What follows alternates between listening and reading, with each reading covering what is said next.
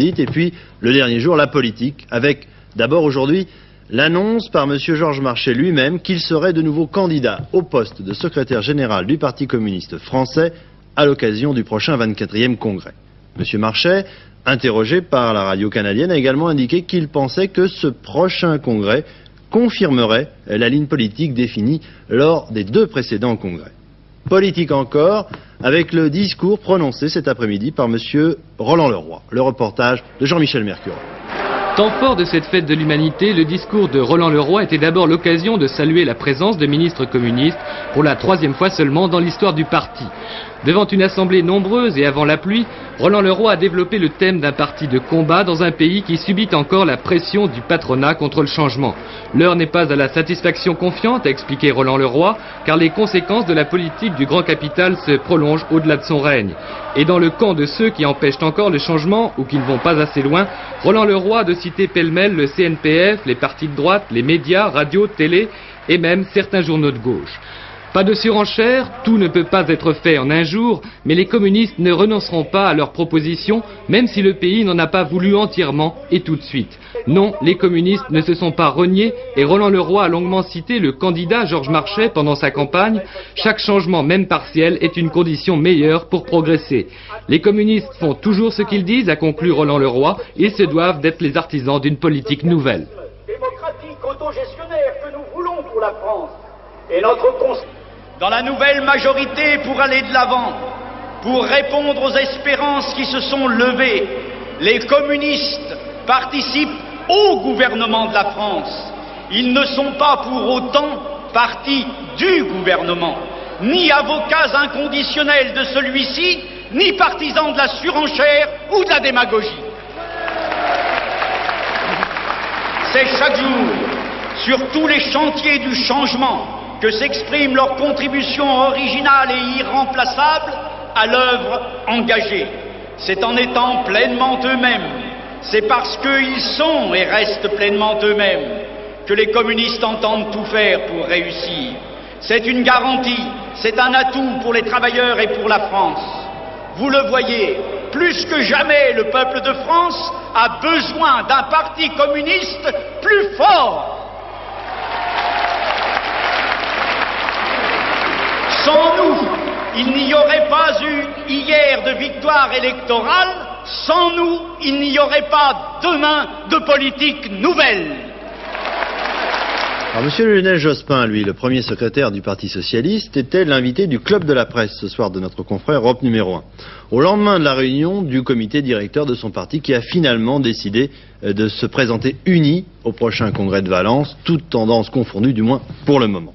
Alors M. Jospin répond à une question sur les relations justement avec le PC, des relations pour l'instant au beau fixe, selon lui. M. Jospin. Alors moi je pense que les ministres communistes actuellement sont des ministres qui appliquent les décisions collectives du gouvernement et qui respectent la solidarité gouvernementale. Quant à ce que je lis dans l'Humanité, aux déclarations de Georges Marchais, qui disait, je crois en gros, que ce que nous avions fait à l'EM et qui formulait un certain nombre de critiques sur un certain nombre de points, bien, je les trouve personnellement plutôt satisfaisantes. Je ne voudrais pas donner l'impression que je fais partie d'une association des premiers secrétaires ou secrétaires généraux de parti, mais je trouve quand même assez normal que Georges Marchais puisse s'exprimer. Vous ne voudriez quand même pas qu'il disparaisse de la vie politique, que seuls les 4 ministres communistes aient le droit de parler maintenant. Alors il va s'exprimer, j'imagine, et il est normal qu'il formule un certain nombre de critiques. Ce qui m'importe, c'est de savoir si ces critiques restent limitées, si elles représentent ce que pense le Parti communiste et qu'elles ne touchent pas à l'essentiel, à ce qui est décisif, à savoir l'action en commun menée au gouvernement. Le jeu démocratique ne doit pas s'arrêter parce qu'il y a un gouvernement d'union. Alors, pour M. Jospin, il a tenu à le réaffirmer, il ne faut pas identifier le gouvernement et le Parti socialiste. À l'autre bout de l'échiquier politique, le Front National de M. Jean-Marie Le Pen était réuni aujourd'hui dans la vallée de Chevreuse. Un reportage de Lucie Soboul. Ils étaient 1 millier cet après-midi réunis pour la fête du Front National. Venus ici pour la fête avec les stands et les chanteurs, mais surtout pour la rentrée politique de Jean-Marie Le Pen, président du Front National. Jean-Marie Le Pen qui a critiqué la politique du gouvernement, pour lui le fait marquant de cette rentrée, c'est que la révolution marxiste est en marche. Les Français semble plongé dans le sommeil. On croirait à regarder le pays et les statistiques et les sondages qu'il ne s'est pas rendu compte de ce qui s'était passé. Et pourtant, quel chemin parcouru sous l'égide de l'état de grâce. En 4 mois, le socialisme et son allié, le communisme, sont en train de mettre en place une phase d'accélération de la décadence et de l'esclavage de notre pays. À l'étranger, les dernières manœuvres de l'armée soviétique mettant en branle plus de 100 000 hommes aux frontières de la Pologne se sont terminées hier. L'OTAN va de son côté lancer 400 000 hommes sur le terrain à l'occasion de ses prochaines manœuvres d'automne. Ces images impressionnantes des manœuvres soviétiques ont peut-être influencé le secrétaire d'État américain aux affaires étrangères, le général Haig. Le général Haig qui est arrivé ce matin à Berlin. Le général Haig qui, aussitôt arrivé à Berlin, a prononcé un discours en forme de véritable réquisitoire à l'égard de l'Union soviétique quant à son utilisation des armes chimiques mortelles dans le sud-est asiatique, aussi bien au Cambodge qu'en Afghanistan ou encore au Laos. Il a appelé également les alliés occidentaux à se livrer à un peu moins d'introspection sur eux-mêmes et de complaisance à l'égard de Moscou. Des sociétés démocratiques, a-t-il dit, doivent à la fois assurer leur progrès social et leur défense. Pendant ce temps, des dizaines de milliers de manifestants protestant contre le réarmement de l'OTAN et surtout l'installation d'euromissiles sur le sol ouest-allemand s'affrontaient très durement avec les forces de l'ordre. Philippe Rochaud. Le général Haig, au pied du mur de Berlin, c'était aujourd'hui le symbole de la nouvelle Amérique de Ronald Reagan, au cœur d'une ville coupée en deux, qui marque depuis 33 ans la lutte entre le monde occidental et le bloc soviétique. On attendait un discours dur et ferme. Le secrétaire d'État américain ne s'est pas dérobé, dénonçant d'abord ce qu'il appelle le danger soviétique.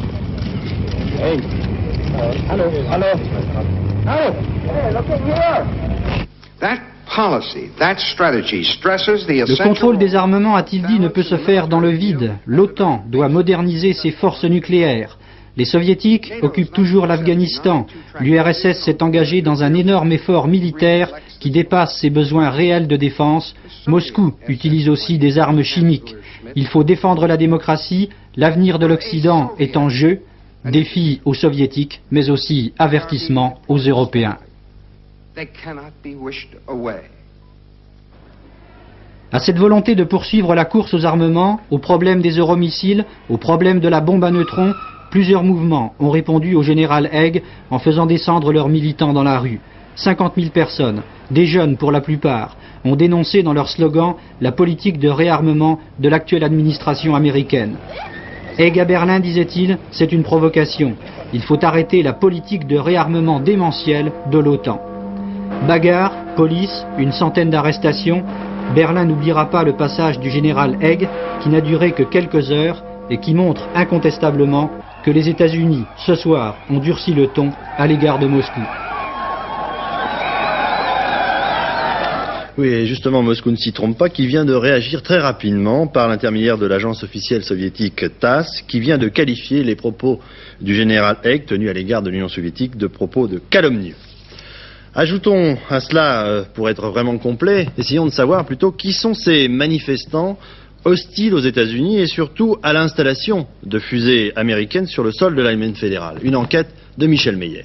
Au pied du Reichstag, le symbole de l'ex-Allemagne impériale, il est désormais des musiques qui détonnent dans un décor aussi austère. Berlin-Ouest, plus que jamais, vit sous le signe d'une quête permanente et anti-autoritaire vers un autre type de société, une alternative au monde actuel. Marginaux certes, mais omniprésents, les quelques 100 000 alternatives de Berlin sont aussi des adversaires résolus de la course aux armements et les adeptes d'un pacifisme qui les rend étrangement plus hostiles à l'Amérique qu'à l'Union soviétique.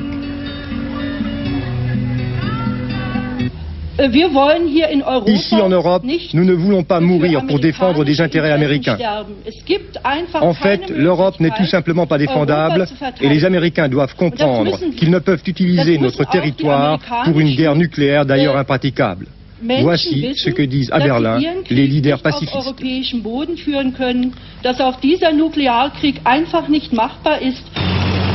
Mais pour l'instant, la présence militaire américaine et alliée à Berlin est l'irremplaçable garantie de la liberté de la ville et de son appartenance au monde occidental.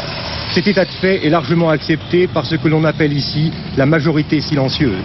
Il reste que la nouvelle politique de force des États-Unis dérange jusqu'au sein du Parti social-démocrate au pouvoir à Bonn et soulève des allergies qui rappellent celles de l'époque de la guerre du Vietnam.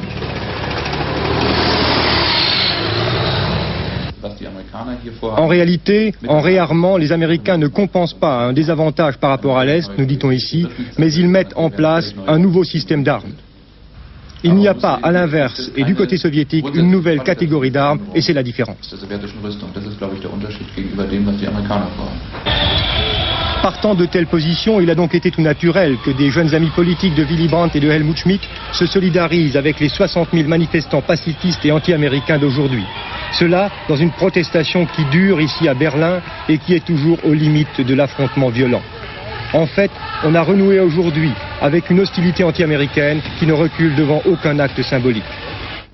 Oui, et ajoutons à cela, pour être vraiment complet, que les États-Unis ont décidé de retarder de 4 mois l'installation des euromissiles sur le sol de l'Allemagne fédérale, car le chancelier Schmidt ne veut pas être le seul à entreposer ses fusées sur son territoire. Le chancelier Schmidt, actuellement en baisse de popularité d'ailleurs dans l'opinion ouest-allemande. Le dernier sondage en date donne 36% seulement des intentions de vote à son parti, le Parti social-démocrate, contre 50% aux chrétiens démocrates dans l'opposition. Enfin, encore à l'occasion du voyage de M. Haig, 3 engins incendiaires ont été lancés contre la demeure du consul des États-Unis à Francfort, heureusement sans faire de victimes ni de dégâts importants. 1 mort, 28 blessés, c'est le bilan définitif de l'attentat à la bombe dont a été victime un groupe de terroristes italiens dans la vieille ville de Jérusalem. Le gouvernement israélien, aussitôt réuni, a décidé des mesures de sécurité accrues pour les touristes en visite dans les lieux saints de l'État hébreu. Et justement, ces lieux saints sont l'objet d'une grave polémique en Israël à propos de fouilles archéologiques entreprises sous le temple de Salomon et à proximité de la mosquée El-Aqsa. 2 lieux saints sacrés du judaïsme et de la religion musulmane. Ces fouilles ont donc pour résultat de provoquer à la fois la colère des ultra-orthodoxes juifs qui parlent de profanation et des gardiens de la mosquée. Un reportage de notre correspondant en Israël, Charles Anderle. Les mosquées d'Omar et El-Aqsa, le mur des lamentations, dernier vestige du temple d'Hérode, symbiose fragile du premier lieu saint du judaïsme avec le 3e de l'islam. Un équilibre précaire menacé par le tunnel qui s'insinue sous les mosquées au fond de ce couloir et que les rabbins ont déblayé à la recherche d'un trésor. Cela consiste à découvrir l'arche de Moïse avec l'étape de la loi offerte au peuple d'Israël sur le mont du Sinaï, le candélabre d'or, etc. Il y a eu des grèves, des manifestations de musulmans. Le gouvernement ne vous a pas permis de continuer. Il a fallu murer le tunnel et l'inonder. C'est un crime que de nous avoir empêchés d'essayer de les découvrir. La mosquée fait partie du temple et le temple est à nous. On appelle le mont du temple, la montagne du temple. De quel temple s'agit-il? C'est pas de la mosquée Omar, mais du temple de Beth Amikdash, le temple d'Israël, le Saint des Saints. Les projets des rabbins suscitent l'inquiétude des responsables musulmans. C'est très terrible parce que c'est notre mosquée. C'est le mosque pour tous les musulmans. C'est très terrible. Les espoirs des rabbins sont sans fondement, disent les scientifiques. À quelques centaines de mètres des mosquées, les archéologues ont choisi la cité du roi David pour effectuer des fouilles. Le rabbinat affirme qu'un cimetière juif existait à cet endroit et qu'il y a profanation de tombes. Les ultra-orthodoxes manifestent pour exiger l'arrêt immédiat des recherches sacrilèges. Un parti religieux menace de faire éclater la coalition gouvernementale. L'affaire des fouilles a pris des dimensions nationales. C'est la question du caractère même de l'État d'Israël qui se pose.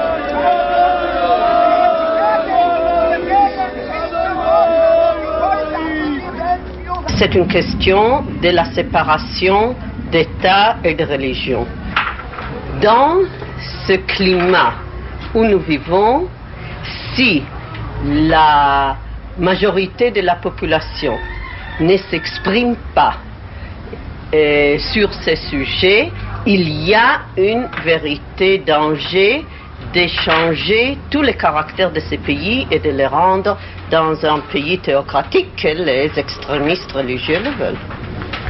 Est-ce que vous croyez qu'on puisse arriver à une crise gouvernementale à cause de ces quelques pierres et de ces poteries qu'on est en train de fouiller ici?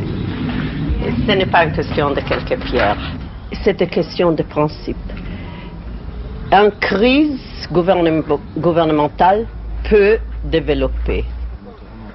Pour l'instant, la Haute Cour de justice permet la poursuite des fouilles à la grande satisfaction des archéologues. Le nombre de volontaires augmente, ce qui montre que nous jouissons d'un soutien important dans les populations d'Israël. Et nous sommes heureux de ça. Les ultra-orthodoxes ne s'avouent pas vaincus, ils feront tout pour que cessent les fouilles.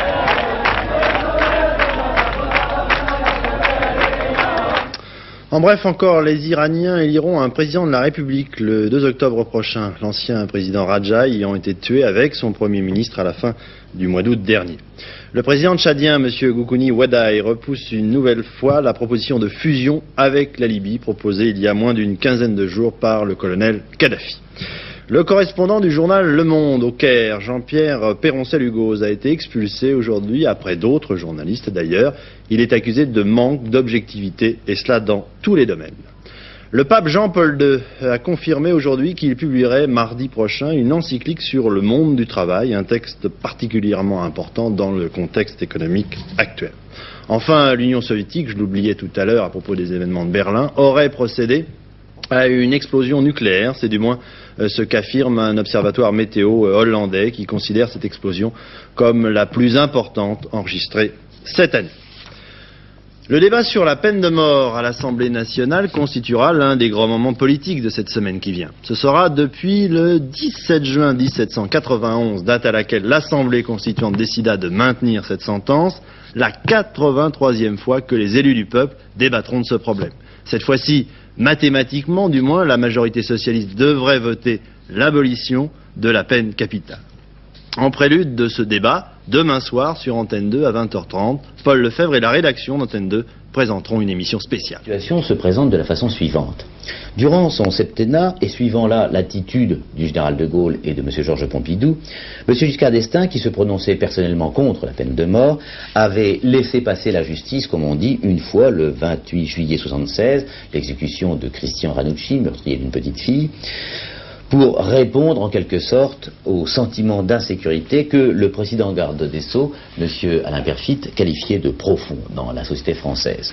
La majorité parlementaire d'une part, les sondages d'autre part, confortaient cette position à cette époque, en début de l'année.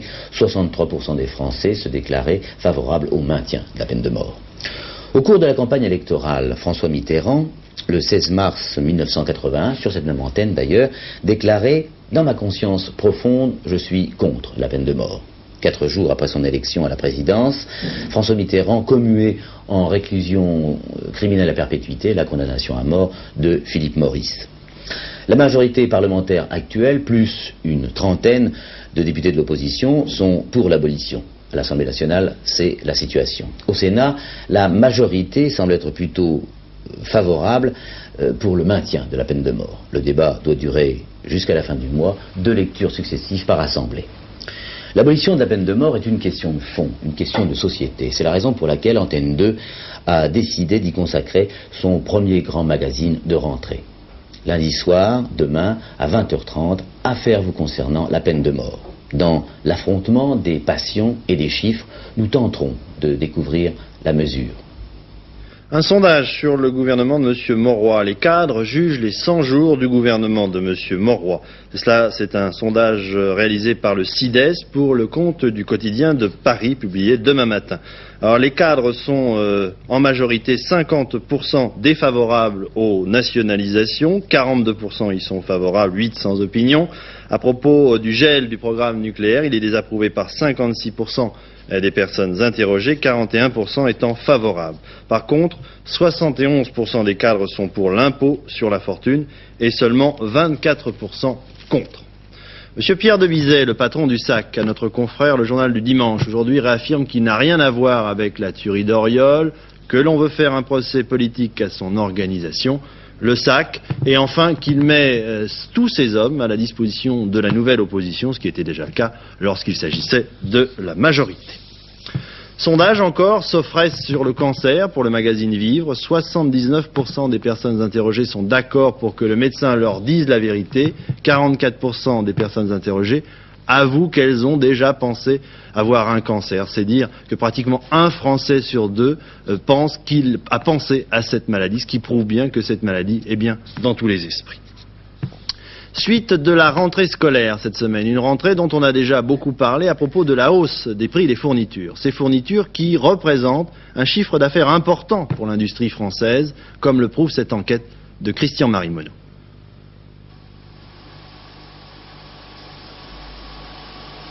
Le papier constitue la trame, le fil conducteur de l'activité scolaire, car la rentrée des élèves est un phénomène économique. Les papeteries, l'édition scolaire représente un chiffre d'affaires de plus de 5 milliards de francs. L'industrie du papier, c'est plus de 5 millions de tonnes pour l'année 80 et 30 000 salariés. Le marché de l'édition scolaire, c'est un chiffre d'affaires de quelques 700 millions de francs pour l'année 1980. Et cette année, 55 millions de livres sortent des imprimeries, dont plus de 3500 titres nouveaux. Les responsables de l'édition retournent donc en classe pour les connaître et les faire connaître. En raison de la gratuité des livres dans le premier cycle, c'est-à-dire de la classe de 6e à la 3e, et de la pression de l'État, les prix des livres ont suivi sensiblement la hausse générale des prix. L'édition scolaire, historiquement, depuis 10 ans, peut se flatter, et c'est prouvé, constaté par l'INSEE régulièrement, et encore la semaine dernière par une association des familles, d'avoir toujours été en dessous de la hausse des prix. En 1980, un peu plus de 12% d'augmentation, et pour cette année, nous serons plusieurs points en dessous de la hausse des prix. Du côté des papetiers, dont le chiffre d'affaires frôle les 4 milliards de francs, 25 000 PME et 6 500 points de vente, on se défend de pratiquer des hausses excessives. Avec près de 20 000 articles différents en vente chez votre papetier, les dérapages existent. Mais une certaine autodiscipline est pratiquée par la majorité des commerçants. Ils se sentent sous haute surveillance, ils ont donc pris leurs précautions et ont fait leur propre enquête. Nous avons fait des constats d'huissier qui prouvent dans toutes les régions de France que les articles pour la rentrée scolaire n'ont augmenté de 10 minimum, 15 en moyenne, jusqu'à 22%, je me répète, sur tout ce qui est à base de papier. Certes, la marge des grands magasins est inférieure de 1 à 2 points à celle des détaillants. Mais le petit commerçant est à votre disposition toute l'année. Enfin, vous n'êtes pas obligé d'alléger trop rapidement votre porte-monnaie en achetant tout à la rentrée. Étalez donc vos dépenses au cours de l'année. En bref, encore une nouvelle association de rapatriés d'Algérie. Le Recours considère comme inacceptable le choix du 19 mars pour commémorer la fin de la guerre d'Algérie. Rappelons que pour M. Laurin, le ministre des Anciens Combattants, il ne s'agit pas de faire de cette date qui marque la signature des accords d'Évian une fête nationale, mais une journée de commémoration des victimes de ce conflit. Le tiercé cet après-midi à Longchamp. Pour gagner, il fallait jouer le 2, le 6 et le 13. Ces chevaux avaient été donnés par Pierrette Bresse dans ses pronostics. Bravo Pierrette. Les rapports de ce tiercé, dans l'ordre 377 francs 50. On ne peut pas dire qu'elle vous ait fait gagner beaucoup d'argent. Et dans un ordre différent, 75 francs 50 centimes, toujours pour 5 francs. Alain Prost et Renault, vainqueurs du Grand Prix de Formule 1 de Monza en Italie. 3e victoire dans un Grand Prix pour Alain Prost depuis le début de cette année. Le commentaire d'Henri Bodiguel.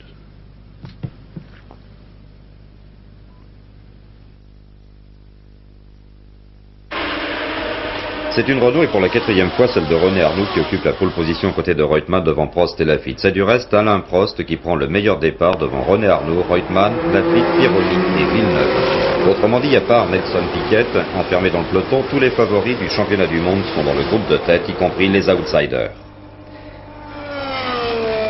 Alain Prost mène largement devant Alan Jones quand vers la mi-course, la McLaren de John Watson sort un peu large. Déséquilibrée, la voiture de l'Irlandais traverse la piste et va percuter de plein fouet par l'arrière le rail de sécurité. Dans le choc, la voiture est coupée en deux à la hauteur du pilote. heureusement sans dommage pour Watson. Le moteur et tout le train arrière traversent la piste une nouvelle fois, ce qui provoquera par ailleurs l'élimination de Cheever qui évite le tout en se frottant le long du rail. Largement en tête, Alain Prost qui a mené de bout en bout et plus ou moins longuement tous les Grands Prix depuis Silverstone. Alain Prost enlève ainsi son 3e Grand Prix de la saison après Dijon et Zandvoort, devant Alan Jones, Reutemann, De Angelis, Pironi et Nelson Piquet. Oui, au classement des coureurs pour le championnat du monde, Carlos Reutemann est toujours en tête devant Nelson Piquet et le Français donc Alain Prost. Tennis, Coupe Davis à Paris, la France mène 2 victoires à 1 devant le Japon. Noah et Christian Roger Vasselin ont remporté le double cet après-midi. Et puis bien sûr ce soir dans le dernier journal, peut-être le résultat de la finale entre Borg et McEnroe à Flushing Meadows. Record du monde encore du 5000 mètres, battu en Norvège par le Kényan Henri Renaud qui a battu son propre record. Pour terminer, la fête de l'humanité, je le disais tout à l'heure, une manifestation à la fois culturelle et politique. La culture était présente cette année avec l'exposition du centenaire de Pablo Picasso. Picasso à travers sa peinture, mais aussi la poésie et le spectacle. Un reportage de Georges Bégout. Picasso présent à la fête de l'humanité, ce n'est pas la première fois. On se souvient que le peintre adhéra au Parti communiste en 1944. Mais pour le centenaire de sa naissance, plusieurs expositions lui sont consacrées, et particulièrement celle des gravures, dans laquelle on entre comme dans un labyrinthe. Picasso graveur est assez méconnu. Il a pourtant excellé dans cet art qu'il a pratiqué toute sa vie en marge de la peinture, de la sculpture ou de la céramique.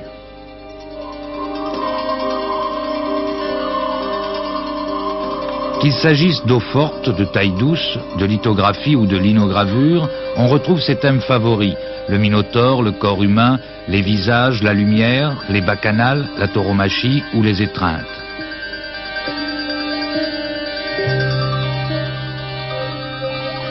Sa technique est classique, comparable à celle des Durer, Rembrandt ou Daumier.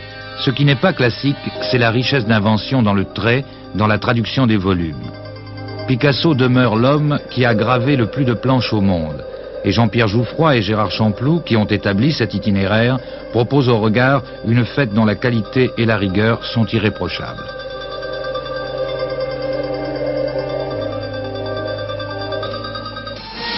Les saltimbanques, ceux de la période bleue, les voici, sur la grande scène de la Courneuve. Là, c'est un autre hommage à Picasso, sous forme de revue ou de grand ballet, qui marque les étapes de l'évolution du peintre. Ici, l'influence de l'art nègre.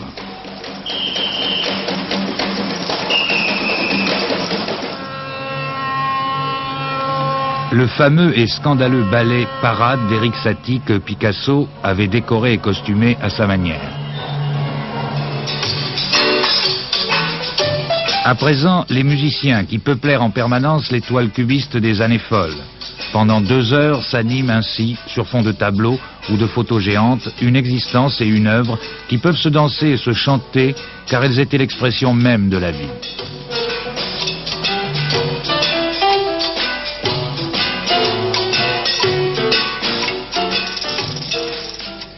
Pour terminer dans un tout autre genre, celui-ci une initiative originale mais à signaler des gendarmes de l'Indre-et-Loire qui, ces dernières semaines, au lieu de verbaliser les excès de vitesse, arrêtent les automobilistes et leur montrent des photographies d'accidents graves dus justement à une vitesse excessive et qui sont responsables, selon les statistiques, de 30% des accidents de la route.